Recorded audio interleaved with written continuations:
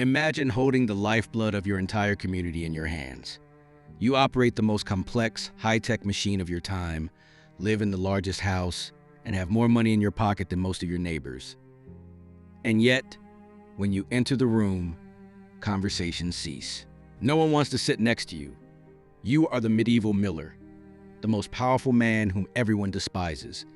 Forget everything you think you know about romanticized mills. The daily lives of these men were a brutal struggle for survival, marked by wealth, isolation, and constant danger. To understand the paradox of this profession, rich yet hated, we must look at the machine that dominated their lives. In the Middle Ages, the watermill was not merely a craft, it was the village's industrial plant, comparable to a modern power station. Without it, there was no flour, without flour, no bread, and without bread, anarchy reigned. The miller was the guardian of this food chain. His day began long before the first rooster crowed, usually around 4 o'clock in the dark. Every morning, his first stop was the water.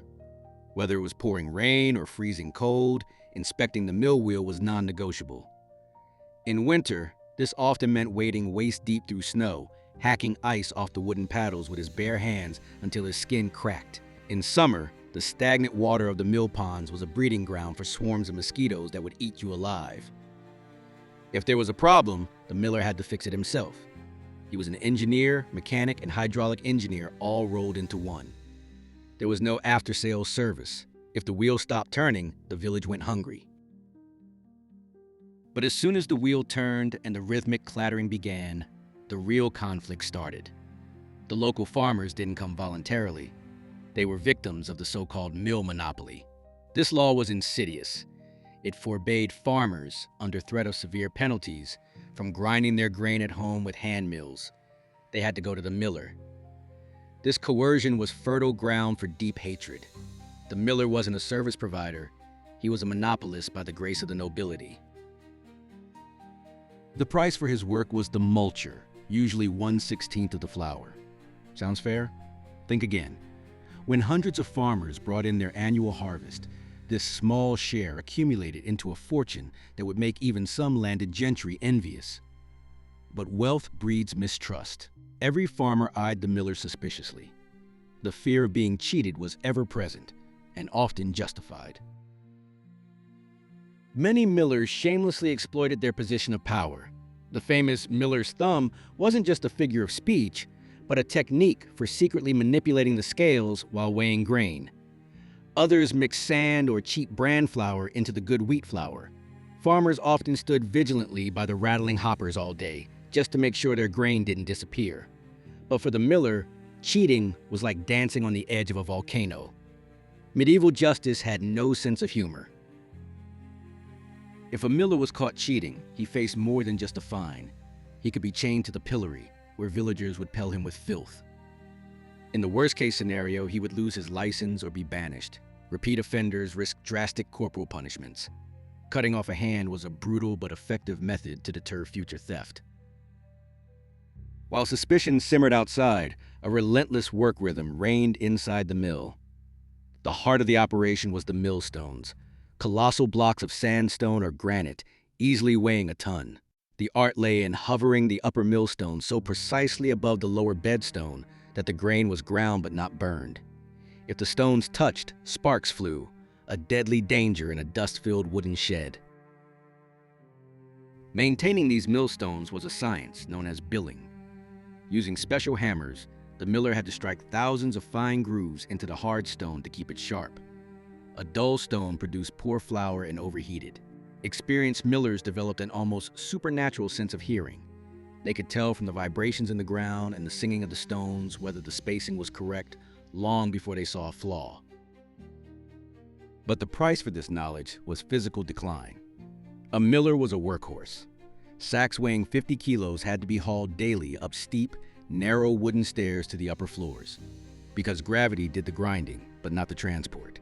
Herniated discs and chronic back pain were occupational diseases. Then there was the fine flour dust. It crept into every pore, matted eyelashes, and lodged in the lungs. Many millers suffered from severe asthma, the miller's lung, which often led to their early deaths. And then there was the noise. We can hardly imagine today how deafening a wooden geared mill was. The screeching of the wooden gears, the rumbling of the stones, the roar of the water. Conversation was impossible. Many millers became completely deaf in their old age. But the greatest danger was the mechanism itself.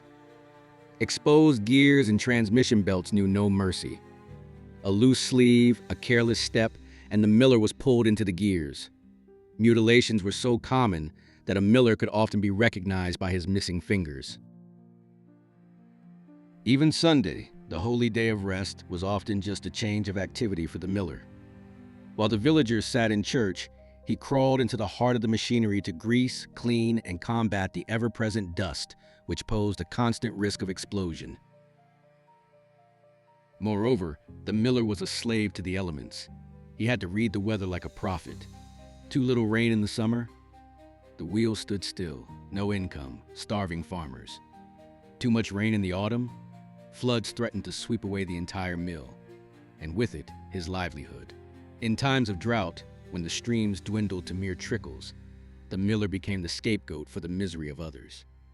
He stood helplessly beside his idle wheel while the farmers cursed him for their unmilled grain.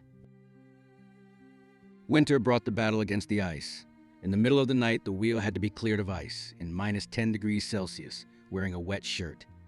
Frostbite on toes and fingers was not uncommon, but rather an occupational hazard.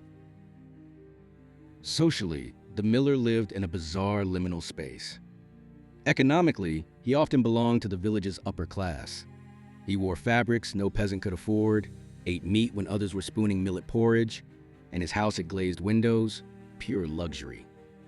Yet socially, he was considered dishonorable. In the Middle Ages, this didn't necessarily mean criminal, but rather dishonorable, standing outside the established social order.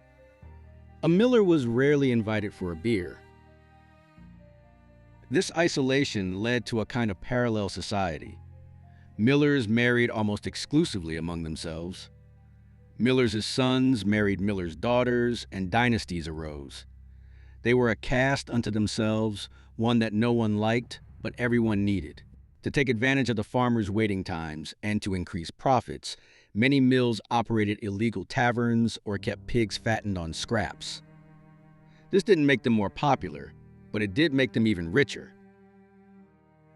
But the true master of the mill was often not the miller at all. Most mills were owned by the monastery or the local count. The miller was merely the tenant. The rents were astronomical and had to be paid in full, no matter how poor the harvest. A bad year could ruin the miller. He was caught in a pincer movement from two sides.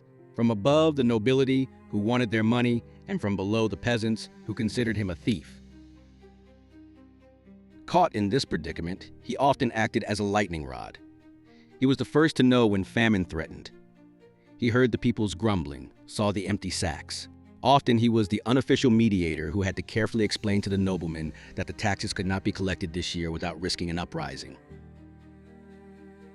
The annual cycle dictated his life. After the harvest, the mill ran 24 hours a day, working at a frantic pace. Sleep was a foreign concept. In spring and summer, things were quieter, but the fear of drought grew.